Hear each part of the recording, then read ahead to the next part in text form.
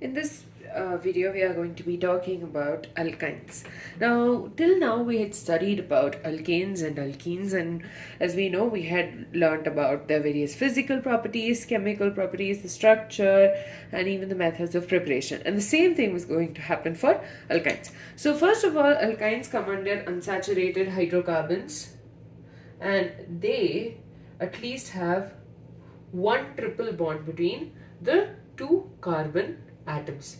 So they have to have a triple bond between the two carbon atoms, and the number of hydrogen atoms is obviously going to be lesser than what we know for alkanes as well as alkenes, and so their general formula is CnH2n minus 2.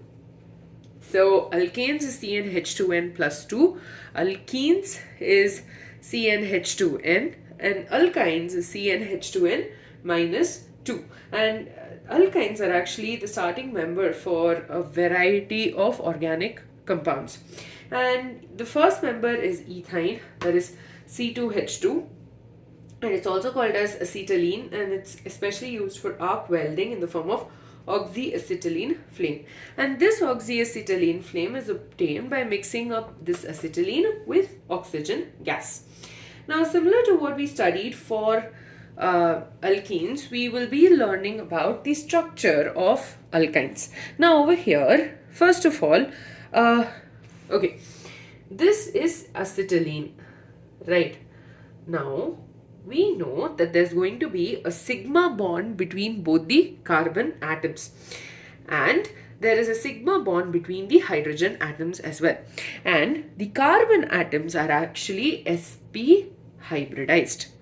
They are sp hybridized. So what happens is the carbon atom will form a sigma bond between the carbon and the other carbon, and the bond between these two is going to be an sp and sp overlap, and the carbon hydrogen bond is going to be between an sp orbital, hybridized orbital of the carbon atom, as well as the 1s orbital of hydrogen. So those are the sigma bonds in the alkyne, that is ethyne. So we have one sigma bond between both the carbon atoms and one each between the carbon and the hydrogen atoms. So that's about it, right? But here in this case we have two pi bonds, that is this one and this one. So this is formed by a direct overlap between the orbitals, whereas the p orbitals are going to undergo a lateral overlap similar to, or a sideways overlap similar to what we observe for a double bond. But here you have two pi bonds forming, because each of our carbon atoms has two unhybridized p orbitals. So both of these p orbitals will undergo a lateral or a sideways overlap to form two pi bonds. So we have one sigma and two pi bonds, that gives us a triple bond. Once more, I'll repeat. First of all, you have sigma bonds and pi bonds. We know that, right? So sigma bonds is formed by direct overlap between the carbon and another carbon by the direct overlap of the sp hybridized orbitals of each of the carbon atoms. Now these carbon atoms are also going to form a sigma bond with the hydrogen atom by an overlap, direct overlap again, between the hybridized sp orbital of the carbon and the 1s orbital of the hydrogen atom. Now carbon atom has two unhybridized p orbitals, and because of that these p orbitals are going to undergo lateral or sideways overlap, and this sideways overlap is going to lead to the formation of pi bonds. And because there are two p orbitals, unhybridized p orbitals, that is 2px and 2py, they are going to undergo lateral overlap and lead to the formation of two pi bonds, and so we get a triple bond. Now here the bond angle between HC and C, this bond angle is going to be 180 degrees, which means it's a linear compound. Now, as I told you, ethyne consists of one C-C sigma bond, two C-H sigma bonds, and two C-C pi bonds. Now, obviously, over here, I've given the bond enthalpies and the bond lengths.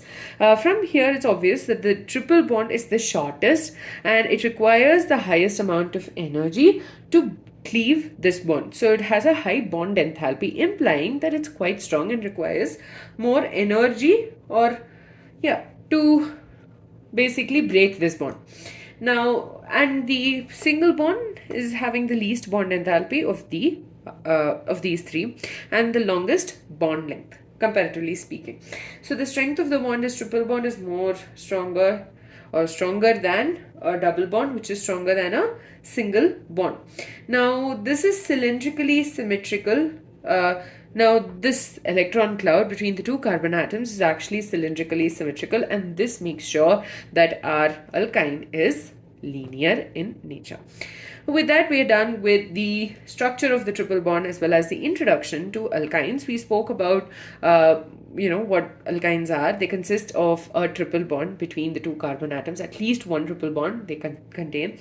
The general formula is CnH2n minus 2. We studied about the formation of the sigma and pi bonds in ethyne, and sigma bonds are formed by the overlap between the sp orbitals of the two carbon atoms and the sp and the 1s orbital of the carbon and the hydrogen atom respectively.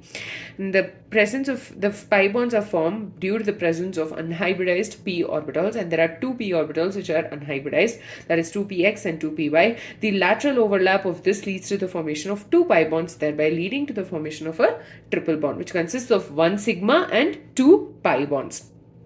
And from the bond enthalpy and the bond length values, it is obvious that the triple bond is stronger than a double bond, which is stronger than a single bond. In the next video, we'll be talking about nomenclature and isomerism of alkynes.